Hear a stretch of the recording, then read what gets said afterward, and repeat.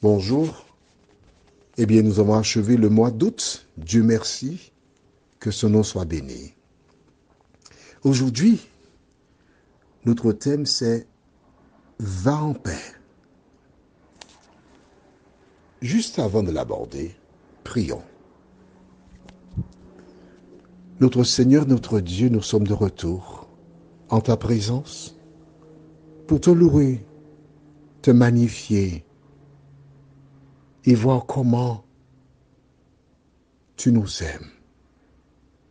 Merci pour la parole, qu'elle porte du fruit dans nos cœurs et que nous puissions jour après jour vivre en toi et pour toi, au nom de Jésus, pour ta gloire éternelle. Amen. Tu te rappelles? Dieu a distribué à nouveau les cartes. C'est ce que nous avons vu hier. En disant à Moïse, on va le lire. Exode 4, les versets 16 et 17. Il parlera pour toi au peuple. Il te servira de bouche. Et tu tiendras pour lui la place de Dieu. Prends dans ta main cette verge avec laquelle tu feras les signes. Dieu a partagé les rôles. Et hier, je te disais que voici un premier exemple biblique où Dieu n'envoie pas quelqu'un seul. À travers les temps, tu verras des personnes dans des communautés qui partent et qui sont seules. Le curé est seul, il y a un seul curé par paroisse. Les pasteurs sont seuls dans leur communauté. Par contre, tu regardes les Mormons, ils sont souvent deux, jamais seuls. Et tu te rappelles certainement que Jésus envoie les disciples deux à deux.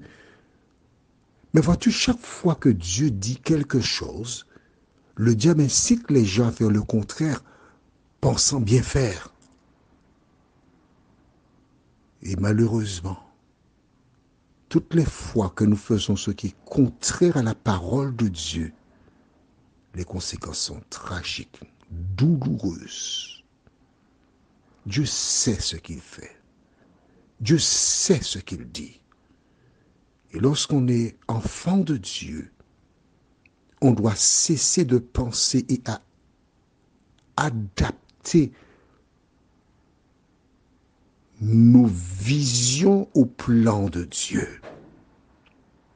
Aaron, Moïse, ticket gagnant pour aller vers Pharaon. Toi qui m'écoutes, ne pars pas seul. Aie toujours quelqu'un avec toi. Ça t'évitera bien des déboires. Lorsque Dieu a expliqué ça à Moïse, que s'est-il passé? Lisons dans Exode 4, verset 18, ce qui suit.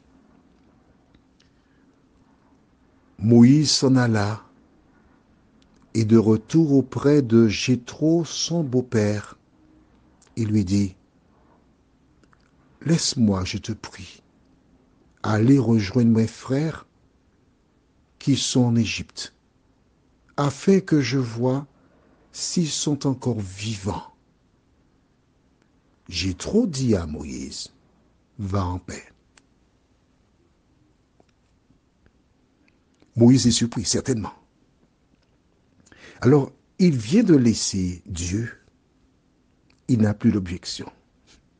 Dieu a répondu à toutes ses attentes. Toi qui m'écoutes, l'ennemi te dira, ah non, si tu acceptes Jésus comme sauveur, tu perdras tes amis. Ah non, quand tu acceptes Jésus, la vie, elle est morose. Hein?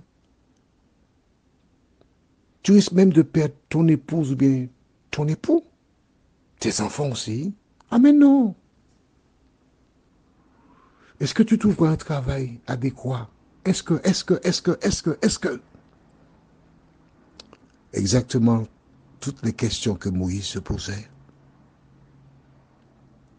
Et lorsque Dieu lui a dit, tu feras ainsi, Moïse rend les armes. Moïse accepte la mission que Dieu lui confie. Il retourne à son domicile. Note bien, à qui s'adresse-t-il? On lit le verset 18. Moïse s'en alla et de retour auprès de Jéthro, son beau-père, il lui dit, laisse-moi, je te prie, aller rejoindre mes frères. Il s'adresse à son beau-père Jéthro. Deux choses importantes. Il est marié, puisque Jéthro est son beau-père. Il a 2 enfants avec la fille de Jéthro, Séphora. Il n'en parle pas à Séphora. On est d'accord? Il n'en parle pas à Séphora. Il en parle seulement à son beau-père en lui disant, laisse-moi, je te prie, aller voir si mes frères sont en santé.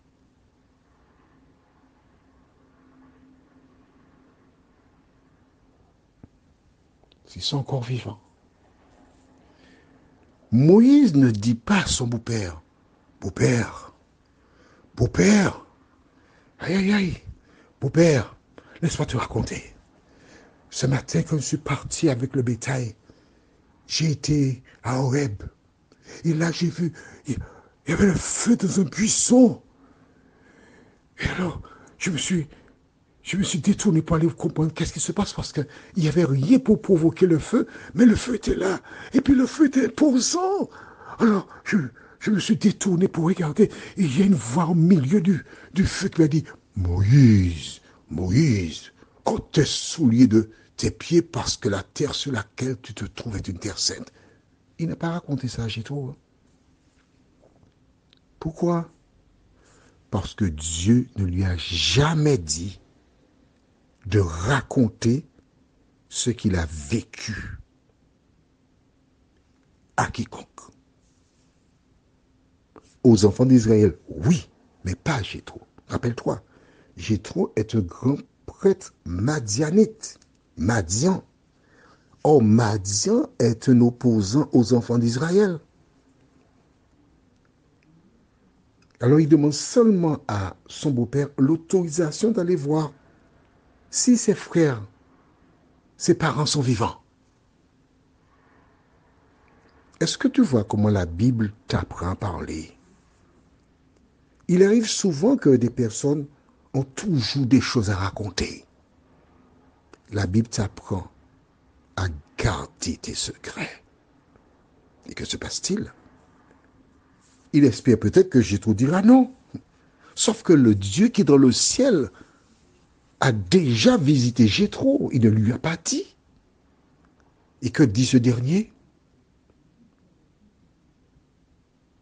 Jéthro dit à Moïse, va en paix. Toi qui m'écoutes là ce matin, tu as des craintes, des appréhensions, des peurs, des soucis. Ah, mais si Jéthro avait dit, ah non, mais tu as une famille, tu as 2 enfants ici, mais non, non, non. Et puis attends, tu as oublié en Égypte qu'on voulait te tuer. Tu veux retourner en Égypte, tu es malade, tu es fou. Et Moïse, reste tranquille, hein. Va t'occuper de ta femme et de tes enfants. Hein. Eh bien, mes amis, non. Dieu s'en est chargé. Dieu se charge de tous tes soucis. Prions. Notre Seigneur est notre Dieu. Souvent, nous voulons trouver des solutions aux problèmes, mais c'est toi la solution. À travers ce récit, tu nous montres comment tu t'occupes de tout, jusqu'au bout. Merci Seigneur. Continue de nous aider à grandir en toi. Aide-nous à mettre en pratique la parole. Et comme dit Ésaïe, dans Ésaïe 1, versets 16 à 19, aide-nous à être dociles et à avoir de la bonne volonté, nous t'en prions. Au nom de Jésus, pour ta gloire éternelle. Amen. Que l'Éternel continue de te bénir, qu'il te garde. Je te souhaite une bonne journée sous son regard et à demain, si Dieu nous prête vie.